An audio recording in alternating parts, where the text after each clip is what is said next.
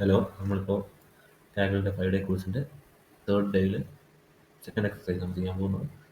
ആദ്യം തന്നെ അത് തുറക്കുക. അതിനുശേഷം API കീ ഞാൻ പഴയത് ഡിലീറ്റ് ചെയ്യുകയാണ്. നിങ്ങൾ ചെയ്യണമെന്നില്ല, പഴയത് തന്നെ കോപ്പി ചെയ്താൽ മതി.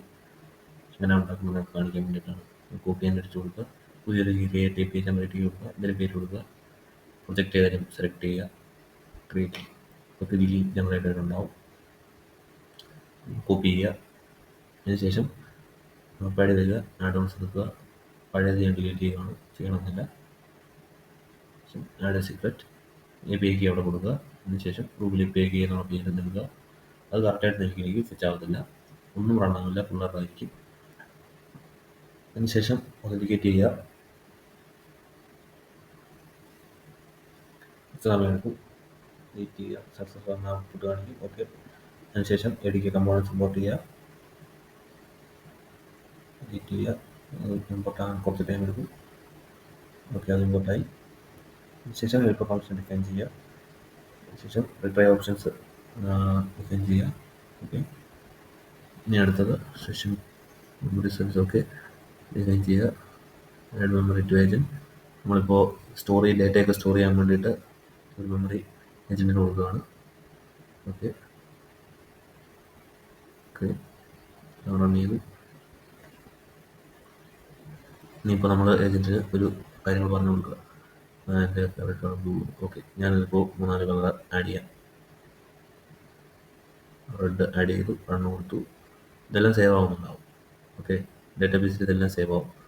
എന്നിട്ട് ഞാൻ വേറെ ഒരു കളർ കൊടുത്തു. അപ്പോൾ ഞാൻ ലാസ്റ്റ് ഏതെങ്കിലും ഒരു കളർ കൊടുക്കുന്ന ആ കളർ ഏതാണോ അതായിരിക്കും. ഞാൻ ഫേവറേറ്റ് ഏതാണെന്ന് ചോദിച്ചാൽ പെട്ടെന്ന് എടുത്ത് പറയാം. ഓക്കെ, ഞാൻ ലാസ്റ്റ് ഓറഞ്ച് കൊടുത്തു. ഇനിയിപ്പോൾ ഞാൻ ഫേവറേറ്റ് ഏതാണെന്ന് ചോദിച്ചാൽ ഓറഞ്ച് ആയിരിക്കും എനിക്ക് റിട്ടേൺ വരുന്നത്. പക്ഷേ മെമ്മറി സ്റ്റോറേജ് ഫുള്ള് നോക്കിക്കഴിഞ്ഞാൽ ഈ കളറെല്ലാം ഉണ്ടാവും. ഓക്കെ, കോൺവെർസേഷൻ 1 ഇപ്പോൾ സേവ് ചെയ്തിരിക്കുന്നത്. ഈ കോൺവെർസേഷൻ 1 അത്ര മതി. ഇനി കോൺവെർസേഷൻ 1 അതിനകത്തുള്ള എല്ലാ ഡേറ്റാസും വേഗം. Okay, orange. ഇനി ഞാൻ ഇതിപ്പോൾ സേവ് ചെയ്യുക, മെമ്മറിയിലോട്ട് സേവ് ചെയ്തു. ഇനി ആ മെമ്മറിയിൽ നിന്ന്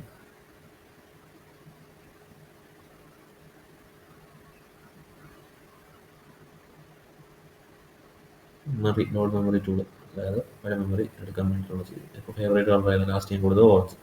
അത് റിട്ടേൺ ആയി വന്നു, ഓറഞ്ച് എന്ന് പറഞ്ഞു. ഇനി ഓറഞ്ച്. ഇനി ഞാൻ ബർത്ത്ഡേ കാര്യം സേവ് ചെയ്യുകയാണ്. ഈ ബർത്ത്ഡേ ഡേറ്റാബേസ് ഞാൻ ഉണ്ടാക്കും. ബർത്ത്ഡേ സെഷൻ വേണമെന്ന് അതിനകത്തോട്ട് ബർത്ത്ഡേ സേവ് ചെയ്യാൻ വേണ്ടി കൊടുക്കുകയാണ്. കണ്ടിട്ടുണ്ടാവും ഇതുപോലത്തെ ഔട്ട്പുട്ടൊക്കെ. Birthday session 1. Okay, Benny's my birthday. ഇപ്പോൾ വേറെ ഡേറ്റാബേസാണ്, അപ്പോൾ ഇതിനറിയില്ല എന്ന് പറയും. സെഷൻ 1ഉം സെഷൻ 2ഉം, അപ്പോൾ ഇതിനറിയില്ല എന്ന് പറയും. അറിയില്ല എന്ന് പറഞ്ഞു. നമ്മൾ മുമ്പ് ഇതുപോലെ ക്രോസ് കൊടുത്താൽ അതിൽ നിന്ന് എടുത്തിട്ട് ഇതിനകത്ത് കാണിക്കും. നമ്മൾ ഇതിനകത്ത് ചെയ്യുന്നില്ല, മുമ്പേ ചെയ്തതാണ്. മുമ്പേ സ്റ്റോർ ചെയ്ത ഡേറ്റാസ് ഇതെല്ലാം സ്റ്റോർ ചെയ്തതാണ്. മുമ്പ് നമ്മൾ സ്റ്റോർ കമാൻഡ് കൊടുത്തിരുന്നു. അപ്പോൾ സ്റ്റോർ ചെയ്തേക്കുന്ന ഡേറ്റാസ് ആണ് തരുന്നത്. മെമ്മറിയിൽ നിന്ന് സ്റ്റോർ ചെയ്തേക്കുന്ന സാധനങ്ങൾ സെർച്ച് ചെയ്തെടുത്തിട്ടുള്ള കമാൻഡാണ് അത്. ഈ കമാൻഡൊക്കെ റൺ ചെയ്ത് നോക്കിയാൽ നിങ്ങൾക്ക് സെർച്ച് പല രീതിയിലുള്ള ഫിൽറ്റേഴ്സ് കിട്ടും, ഉപയോഗിക്കാം. ഗോൾ ബാക്ക് ഫംഗ്ഷനാണ്. മെമ്മറി ടെസ്റ്റിങ് റണ്ണ, ഇതൊക്കെ ഒന്നുമില്ല. ഓട്ടോ സേവ് 2 2 ഡേറ്റാബേസിലാണ് ക്രിയേറ്റ് ആയിരിക്കുന്നത്. ഇത്ര ഉള്ള ഈ കോഴ്സും. ഇതിനകത്തൊന്നും സബ്മിറ്റ് ചെയ്യാനൊന്നുമില്ല, ജസ്റ്റ് കോഡ് റൺ ചെയ്യുക. ജസ്റ്റ് ഒന്ന് വായിച്ചു നോക്കുക. ഇതാണ് സമ്മറി, കുറച്ച് കോഡ്സ്. ഓക്കെ, ഇനി വേർഷൻ ജസ്റ്റ് സേവ് ചെയ്യുക. പേര് 3B എന്ന് കൊടുക്കുകയാണ്. ഇഷ്ടമുള്ള പേര് കൊടുക്കാം. ഓക്കെ, സേവ് ചെയ്യും.